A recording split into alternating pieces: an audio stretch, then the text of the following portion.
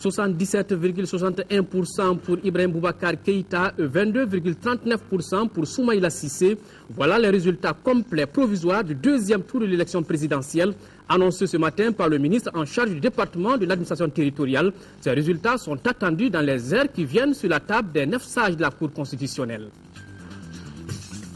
Autre chiffre, cette fois-ci, c'est relatif à la sécurité alimentaire dans le nord de notre pays. Près de 2000 personnes sont affectées par la crise alimentaire. Il faudra donc 45 000 tonnes de céréales pour venir en aide à la population. Ces chiffres ont été communiqués ce matin lors de la 10e session du Conseil national sur la sécurité alimentaire qui s'est tenue aujourd'hui à Bamako. Voilà pour les titres. Nous sommes jeudi 15 août. Mesdames, Messieurs, bonsoir et bienvenue dans cette session d'information.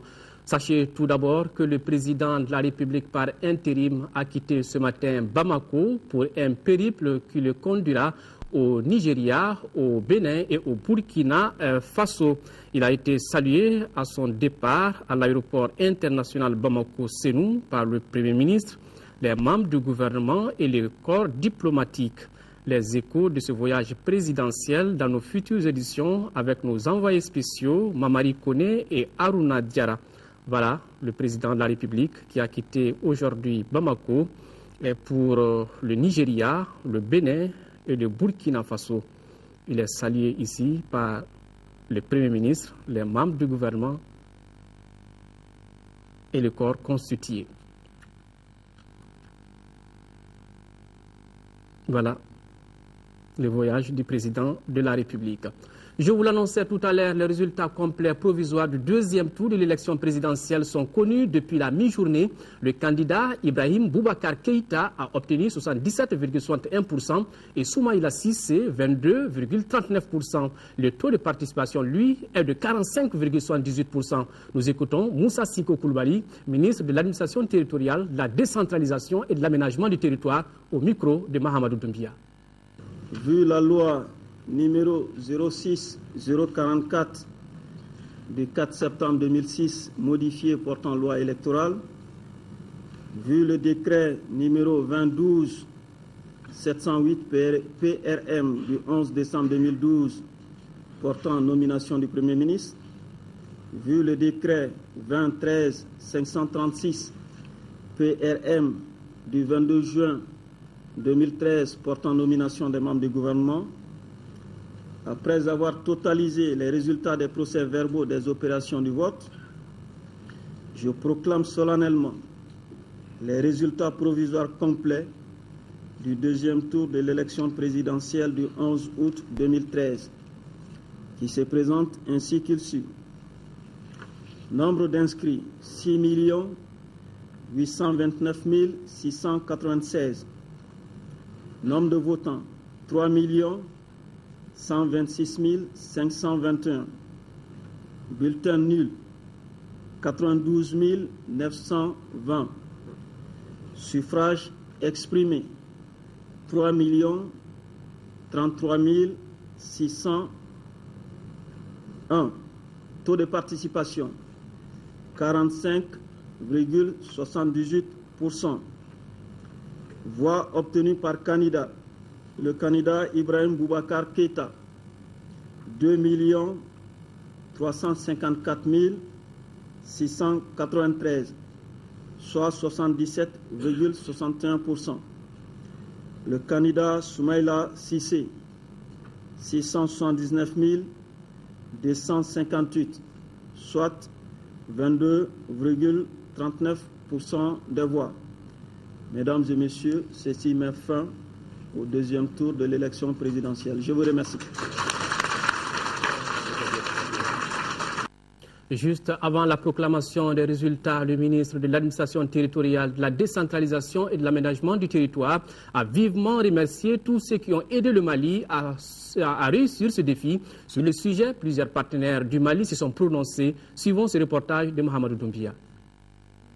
Avant la proclamation des résultats provisoires du second tour, le ministre de l'administration territoriale, de la décentralisation et de l'aménagement du territoire a tenu à remercier tous les partenaires, les institutions de la République, l'Union européenne, la France, l'Union africaine, les Nations unies, toutes les institutions bancaires, les différents réseaux, les observateurs entre autres, on en oublie. Le motif de cette distinction, c'est qu'ils ont tout simplement contribué, selon leurs compétences, à la réussite de l'élection présidentielle. Le tout premier remerciement est adressé aux électeurs maliens. Ceux qui ont voté, ceux qui n'ont pas voté, ceux qui auraient aimé voter, mais qui n'ont pas pu le faire pour quelque raison que ce soit. Parce que c'est finalement eux qui nous ont donné raison. Nous avons organisé quelque chose, mais à la fin, nous avons constaté le 28 juillet, les électeurs maliens sont sortis massivement, exprimer leur volonté. Ça a été exactement la même situation le 11 août. Beaucoup avaient des inquiétudes, des appréhensions, mais finalement les électeurs maliens avaient envie de voter. Nous avons pris note de toutes les difficultés que nous avons constatées. Nous avons pris note de toutes les observations qui nous ont été adressées. Nous avons tout le long de ce processus essayé de privilégier l'équilibre général de l'ensemble du processus au détriment de quelques cas particuliers, même si c'est des cas importants. Mais nous avons voulu à chaque étape prendre des décisions avancées pour nous permettre de remettre notre pays sur le chemin de la démocratie. Plusieurs personnalités ont bien apprécié cette reconnaissance. C'était pacifique, il n'y a pas de problème. On pense qu'on va travailler avec un gouvernement qui est très sécurisé, avec tout le monde qui les soutient. Je pense que c'était très bonne élection. Pour la réussite de l'élection présidentielle, certes, les partenaires ont aidé notre pays, mais l'honneur revient aussi au peuple malien qui a décidé de sortir de cette période de crise. Le processus est réussi grâce au Mali et grâce aux Maliens. Je suis ravi d'avoir entendu ces remerciements, mais une fois de plus, c'est grâce aux Maliens que ce processus a réussi, et grâce au Mali. Et c'est les Maliens qui doivent être félicités. Du taux de participation à l'engouement des électeurs au taux obtenu par les candidats finalistes, à la période de crise que nous venons de vivre, tout est exceptionnel. Au chapitre des réactions maintenant, le secrétaire général de l'OCI exprime sa satisfaction après la tenue du second tour de l'élection présidentielle qui s'est tenue en présence d'observateurs dépêchés par l'Organisation de la coopération islamique. Le professeur Insanoglou a par ailleurs indiqué que ce second tour s'est passé dans des conditions pacifiques, transparentes et libres et que sa tenue permet de mettre un terme à la grave crise sociopolitique qui secoue le Mali depuis le mois de mars 2012. Le secrétaire général de l'OCI a conclu en réitérant la disponibilité de l'Organisation de coopération économique à accompagner le Mali dans ses efforts de reconstruction nationale et de restauration de l'état de droit et de la démocratie. Sur le plan national maintenant, nous avons aussi reçu des messages de félicitations de plusieurs partis politiques et organisations de la société civile. C'est ainsi que le Rassemblement pour le développement du Mali, la Convention sociale démocrate CDS Mogotigia, le Parti pour la Renaissance nationale Parena, le Front pour l'émergence et le renouveau, le Congrès national d'initiative démocratique Séné de Faso Yirouaton, le collectif des candidats à l'élection présidentielle, le Parti Union des mouvements et Alliance pour le Mali, UMAM, les partis unis pour la République pure, le bureau exécutif du Rassemblement pour l'éducation à l'environnement et au développement durable, RED, la Convergence africaine pour le renouveau, car Afriki, la Kouraya, les pionniers du Mali, l'Association malienne des droits de l'homme AMDH, le réseau des jeunes leaders pour le renouveau, l'Association malienne pour l'intégration socio-économique des personnes handicapées, le cercle de réflexion et d'information pour la consolidation de la démocratie au Mali, CRI 2002, la coordination des associations ONG féminines du Mali, CAFO, félicite Ibrahim Boubacar Keïta pour son élection à la magistrature suprême du Mali et lui souhaite plein succès. Ils invitent par ailleurs tous les Maliens à une communion de cœur et d'esprit pour faire face aux grands défis qui nous attendent. La caravane pour la paix, la cohésion sociale et la stabilité a été lancée ce jeudi. Pendant 10 jours, les femmes véhiculant des messages de paix à travers le pays afin de faciliter le vivre ensemble. Compte rendu, Isaac Thienou. Redonner au Mali toute sa fierté, c'est à cela que les femmes s'attellent à travers cette caravane qu'elles viennent de lancer. Les femmes sont désormais conscientes que le Mali se construit avec elles. L'initiative est du réseau Paix et Sécurité des femmes de l'espace CEDEAO. Ce qui s'est passé dans notre pays est très grave. Nous, femmes du Mali, nous ne voulons plus que cela soit répété dans notre pays. C'est pourquoi nous voulons sensibiliser l'ensemble de la population malienne. Cette caravane, c'est à travers tout le Mali, de Bamako à Kidal et puis de Kaï jusqu'à Mopti. C'est à travers tout le Mali que la caravane est organisée. Nous allons prendre 2 communes aujourd'hui, c'est-à-dire la commune 3 et la commune 4. Et l'itinéraire, c'est de quitter ici et nous allons partir au niveau du marché d'abord de Lafiabougou et ensuite au niveau du marché de Djikoroni et nous allons continuer vers Sebeninkoro. Et au retour, nous allons faire les quartiers des 2 communes dont je viens juste de citer et ensuite l'aboutissement serait fait au niveau vraiment de l'UNTM, c'est-à-dire la bourse de travail. Et c'est là-bas que nous allons donner les messages. Cette caravane de la paix, de la cohésion sociale et de la stabilité nationale intervient à point nommé, car les événements enregistrés par notre pays ont sérieusement affecté le tissu social.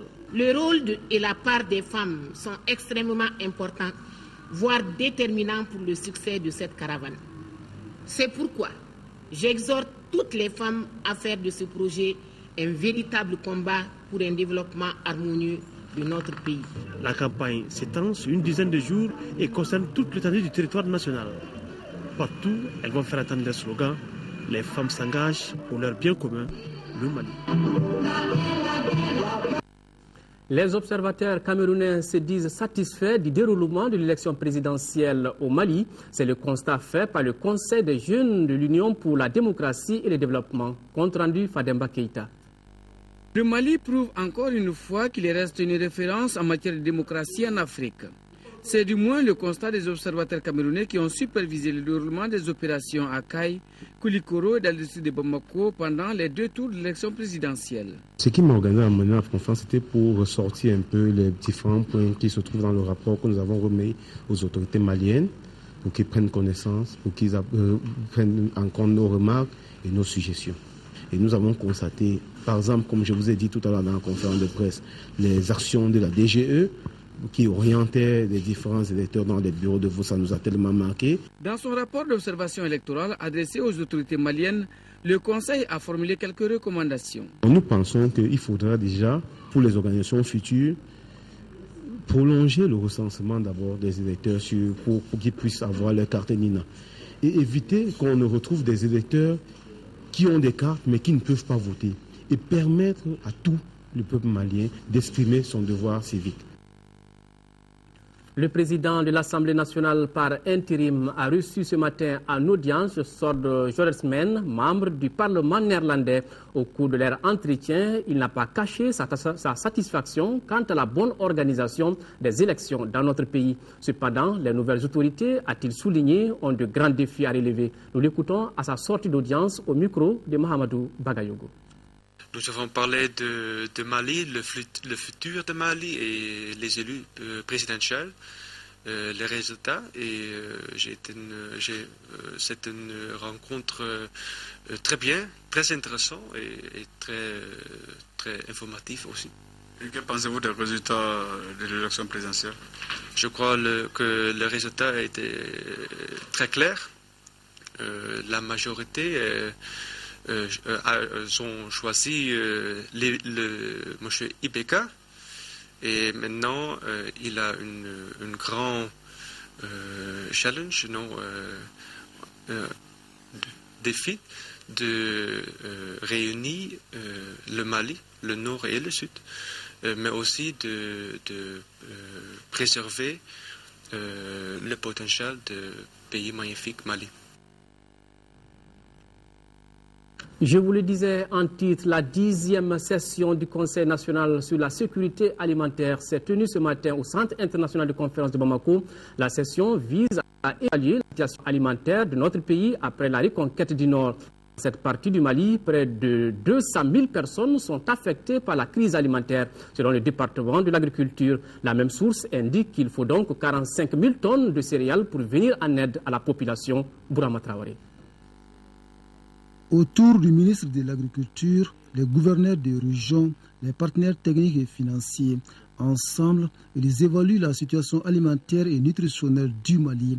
Ceci en faveur du 10e Conseil national sur la sécurité alimentaire. De l'évaluation du système d'alerte précoce SAP, il ressort un tableau presque sombre. Le stock national de sécurité alimentaire est à un niveau préoccupant. 3600 tonnes environ de céréales au lieu de 35 000 tonnes. Ce n'est pas tout. 188 532 personnes sont en situation de crise alimentaire. 1 207 803 personnes en situation de difficulté alimentaire. Et 2 73 162 personnes en difficulté économique. Dans ces zones, il existe un besoin d'intervention de l'État et de ses partenaires techniques pour près de 45 000 tonnes de céréales. Pour inverser la tendance, il n'y a pas de solution miracle. La représentante du Programme alimentaire mondial met l'accent sur certains points essentiels. Le premier concerne la poursuite de la mobilisation des ressources financières. Le deuxième est relatif à l'appui aux 166 communes les plus vulnérables du Mali. Troisième et dernier point sur lequel insiste le PAM, c'est la meilleure coordination du Programme national de la sécurité alimentaire. Le tout soutenu par un engagement des partenaires techniques et financiers.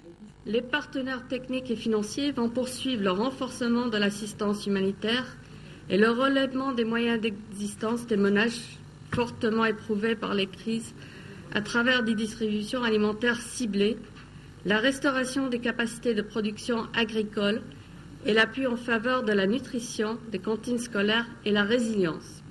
Par ailleurs, le plan d'action d'urgence 2012-2013 mis en œuvre par l'État et ses partenaires a permis de venir en aide à plus de 4 millions de personnes vulnérables sur le département de l'agriculture. Des actions qui ont coûté environ 15,5 milliards de francs CFA selon la même source.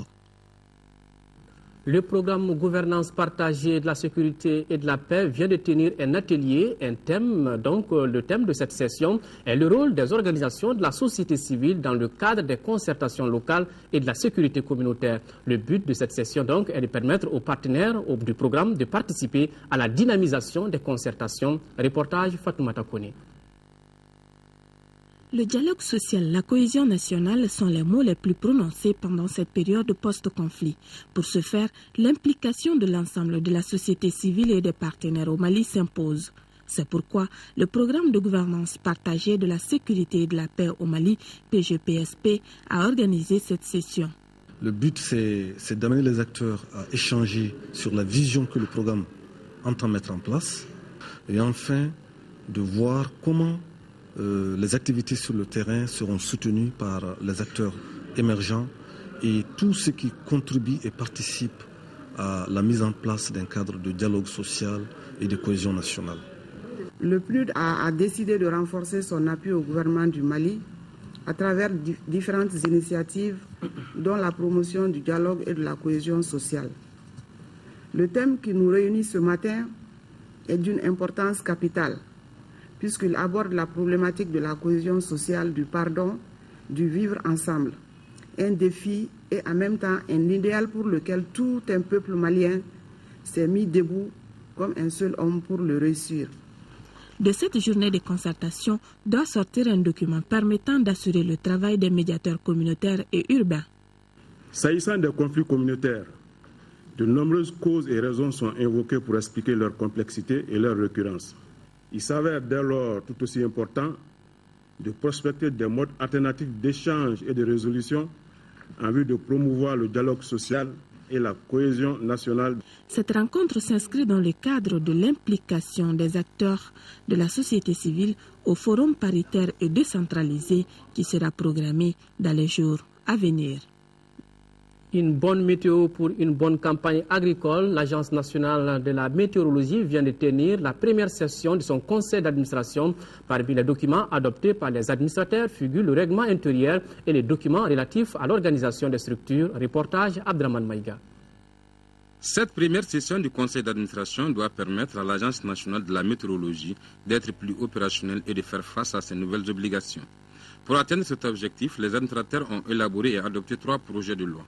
Il s'agit du règlement intérieur de l'agence, de l'organisation des structures et du code de rémunération du personnel de Mali Météo. Ces 3 documents sont vitaux parce que pour qu'ils puissent avoir un EPA, il faut qu'il y ait un organigramme. Sans organigramme, effectivement, on ne peut pas organiser le travail. Et la rémunération est essentielle. En créant l'Agence nationale de la météorologie au Mali, le gouvernement donne ainsi à cette structure plus d'autonomie. Une autonomie qui lui permet aujourd'hui de répondre avec plus d'efficacité aux exigences de l'heure, Parmi ces défis, le développement du monde rural à travers l'opération Sandy aux pluies provoquées. Aujourd'hui, les activités météorologiques s'étendent à tous les secteurs de développement socio-économique. Les secteurs les plus touchés sont entre autres la santé, l'énergie, les ressources en eau, les BTP, la gestion des catastrophes naturelles, l'impact et la vulnérabilité au changement climatique. À l'issue des travaux, plusieurs recommandations et résolutions seront formulées par les administrateurs. Elles déboucheront sur la mise en place des structures organisationnelles nécessaires au bon fonctionnement de l'agence Mali Météo. Écho de nos régions à présent, le parcours de l'armée à Tombouctou, de la libération du territoire en passant par la sécurisation des populations et celle des élections. L'ensemble de ces sujets était à l'ordre du jour d'un point de presse initié par la direction de l'information et des relations publiques des armées d'IRPA. Cette rencontre a permis aux médias locaux de mieux apprécier le travail abattu par nos forces armées de sécurité. Adama Djimde. L'armée face à la presse à Tombouctou, une première. Les confrères ont évoqué toutes les questions sensibles et moins sensibles. La libération du territoire national, la sécurisation des élections, les kamikazes, la facilitation du retour des réfugiés et des déplacés et enfin l'implication des populations civiles pour aider l'armée à réussir ses missions. Les forces armées et de sécurité du Mali ont certes gagné la bataille. Pour autant, la vigilance doit être de mise selon le commandement militaire. À mon avis, les opérations ne sont pas terminées parce que l'administration n'est pas totalement arrivée. Nous devons sécuriser les retours des déplacés et des réfugiés à l'intérieur de Tombouctou. Donc pour moi, l'opération n'est pas terminée. Kéba Sangaré a tenu à insister sur un message. Dès qu'il y a cas suspect, sur l'ensemble du territoire, il y a les forces armées et de sécurité qu'ils contactent. Automatiquement, les suspects seront arrêtés et mis à la disposition de la justice et je veux que force reste à la loi. Si les résultats sont sans ambiguïté, pour l'armée, les médias doivent consolider ces acquis. Des radios locales, plus de collaboration comme elles ont toujours eu à le faire. Faire passer des messages d'apaisement à la population pour éviter l'amalgame et la justice populaire. À Tombouctou, la presse privée et publique a magnifié cette initiative de la DIRPA, Direction de l'information et des relations publiques des armées, qui a permis de renforcer la collaboration entre la presse locale et l'armée. En 8e région, une forte pluie vient de s'abattre sur le cercle de Tessalit à quelques 300 km de Kidal, faisant de nombreux dégâts matériels. Aussitôt, la nouvelle annoncée, le gouverneur de la région de Kidal a organisé une mission pour apporter une aide d'urgence aux victimes de cette catastrophe naturelle. Reportage Poussé de Tunkara. Pas de perte en vie, plusieurs maisons tombées, des jardins maraîchers totalement emportés, le pont reliant Tessalit aux autres parties de la région endommagées. Voici les dégâts causés par la pluie qui s'est abattue sur les secs de Tessalit. Face à cette situation de détresse, le premier responsable de la région a rallié Tessalit accompagné du directeur régional du développement social et le représentant des cellules de la santé. Sur place, le colonel Adaman Kamisoko a rencontré les populations pour leur transmettre les messages de réconfort du gouvernement malien. Il a remis une enveloppe symbolique avant que la commission chargée de recenser les victimes ne termine son travail. Le gouvernement m'a dit qu'il faut venir à Tessalit vraiment pour apporter le soutien du gouvernement malien à toutes les personnes qui sont victimes de cette catastrophe-là. Le gouvernement m'a remis un montant de 2 millions. C'est très symbolique, mais je suis sûr et certain que l'aide va vous parvenir. Le chef de l'exécutif régional a également profité de l'occasion pour inviter les populations à aller vers l'essentiel. Nous n'avons pas besoin du sang, nous n'avons pas besoin de se faire la guerre. Nous avons besoin de l'union entre toutes les communautés. Le deuxième besoin, c'est l'eau. 3, il faut l'électricité. S'il n'y a pas d'électricité, il n'y a pas de développement. 4, c'est l'école. Tant que nous n'envoyons pas nos enfants à l'école, nous resterons toujours dans l'ignorance. 5e, c'est la santé. et rien ne vaut la santé. Pour les populations, cette visite du gouverneur est pleine de signification. Et cette visite était une visite symbolique pour nous. Nous sommes très soulagés aujourd'hui la fait que le gouverneur se déplaçait pour venir nous voir. Auparavant, le gouverneur Kamisuku avait rencontré au camp Amachage de Tessalit le général tchadien Moussa Mahamat Djoui, à qui il a transmis les saluts du peuple malien par rapport à la fête de l'indépendance du Tchad célébrée chaque 11 août. Page noire de ce journal, Boubacar Bass, officier de l'Ordre national du Mali, n'est plus. La cérémonie funèbre s'est déroulée ce matin à Missira. Parents et amis l'ont accompagné en sa dernière demeure à Guibou Koulibaly.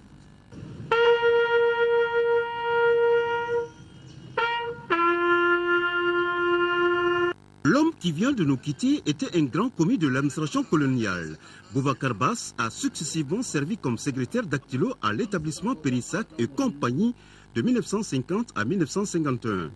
Chef de personnel et de comptabilité à la direction du service de l'agriculture du Soudan français à Bamako, d'août 1951 à juillet 1960. Après avoir rendu d'énormes services à la nation, il fit valoir ses droits à la retraite pour compter du 1er janvier 1989. Ce sont ces qualités reconnues en lui par les plus hautes autorités du pays qu'on lui a valu d'être cité en exemple parmi les défis de la nation et d'être élevé au grade d'officier de l'Ordre national du Mali en 2003. Pour ceux qui l'ont connu, Boubacar Bass est un patriote engagé, homme de conviction, intègre et loyal, doté d'un sens élevé du devoir accompli. Ce qui caractérise papa, c'est sa simplicité, sa modestie, son humanisme, surtout sa solidarité. Dans le travail, papa était un bon travailleur. En tant qu'homme, voisin, c'est un homme formidable parce que c'est quelqu'un qui a toujours assisté ses voisins et particulièrement les plus démunis. Boubacar Bass laisse derrière lui 2 veuves et 16 enfants inconsolables. Il repose désormais au cimetière de Nyarila. Voilà, c'est ce qui met fin à cette édition. Merci de l'avoir suivi. L'ensemble de la rédaction vous remercie de votre aimable attention. Autre rendez-vous avec l'information demain 10h-13h, une présentation d'Indé Sissoko. Et pour les éditions du soir, retrouvez Amara Mali Diallo. Mais déjà, vous pouvez visiter notre site www.ortm.ml. Au revoir et qu'Allah bénisse le Mali.